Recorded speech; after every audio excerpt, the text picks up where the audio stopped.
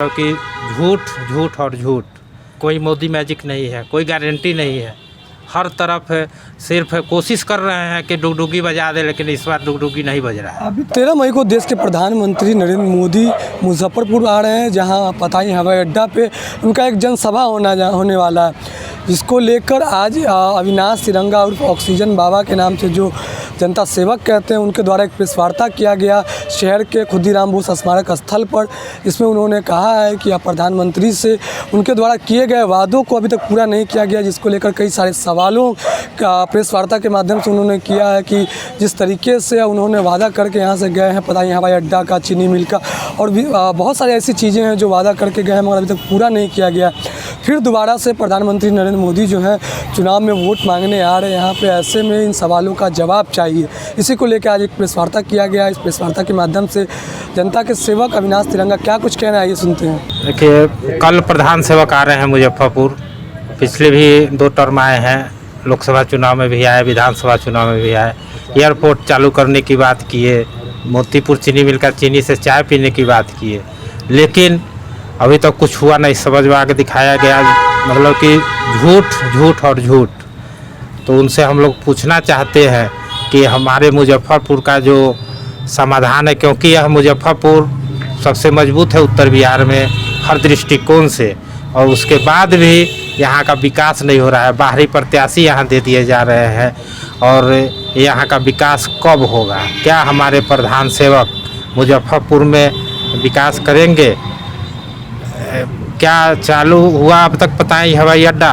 क्या एम्स मुजफ्फरपुर में खुला? क्या रोजगार के लिए मजदूरों को पलायन पर रोक लगा? मुजफ्फरपुर में केंद्रीय विश्वविद्यालय का निर्माण कब तक होगा?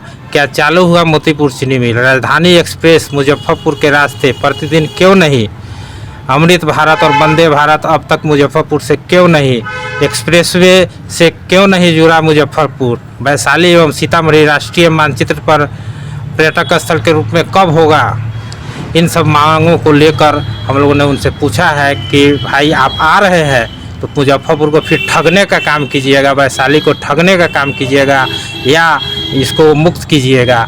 उत्तर बिहार की राजधानी है, सांस्कृतिक राजधानी मानी जाती है मुजफ्फरपुर। इसके बावजूद आप बार बार प्रलोभन देकर वोट तो लेते हैं, लेकिन ये मुजफ्फरपुर और उत्तर बिहार के बारे में आप सोच नहीं रहे हैं। इसलिए हम नाराज़ हैं, और हमारा सवाल है हमारे प्रधान सेवक से कि कब मुक्त होगा मुजफ्फरपुर इन बाहरी लोगों से। लेकिन जनता तो परेशान नहीं, वो तो कह रही है हमको मोदी चाहिए।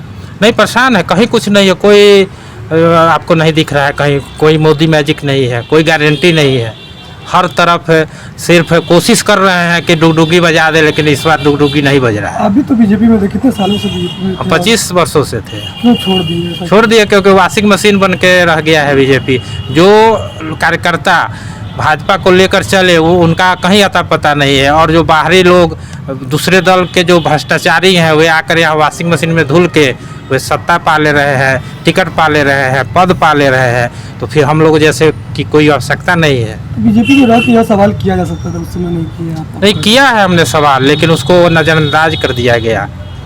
तो आप क्या नज़रअंदाज नहीं किया जाएगा? किया जाएगा, लेकिन अब संघर्ष हम लोग रोड पर करेंगे। इस बार सत्ता से उनको बेदखल करेंगे। सवाल हम पूछ रहे हैं, जवाब दे और फिर जीत कर जाए यहाँ से। कल मिलने की कोशिश करेंगे आप लोग, या फिर उनको बताने? नहीं, मिलने का उनको हमने मेल से यह सवाल भेज दिया है, और कल अखबार के माध्यम से, मीडिया के माध्यम से उनसे यह सवाल हम पूछते हैं कि मोदी जी बताएं कि मुजफ्फरपुर को उन्होंने, वैशाली को क्या दिया? लोकतंत्र की जननी को उन्होंने क्या दिया ना इथेनॉल प्लांट? कुछ नहीं है, सब लूट का अड्डा है। बैंक से फाइनेंस करा के सारा पैसा अड्डा कर दिया गया। अनाज दे रहे हैं ना 5 किलो। 5 किलो अनाज से क्या हो जाएगा? उसके लिए सब्जी की ज़रूरत है, उसके लिए और भी दवा की ज़रूरत है, सबकी व्यवस्था करनी होती है। 500 रुपया अगर नहीं वह मजदूर कमाएगा तो कुछ नहीं कर पाएगा। यह उसको निकम्मा बनाया जा रहा है। हमारे लोग प्लान कर रहे हैं, पंजाब जा रहे हैं, दिल्ली जा रहे हैं, बेंगलोर जा रहे हैं, मुंबई जा रहे हैं। हम प्लान के आदी हो गए हैं। विरोध वगैरह भी करेंगे? नहीं, कोई विरोध नहीं। हमने मीडिया के माध्यम से पूछा है, विरोध करना नहीं है।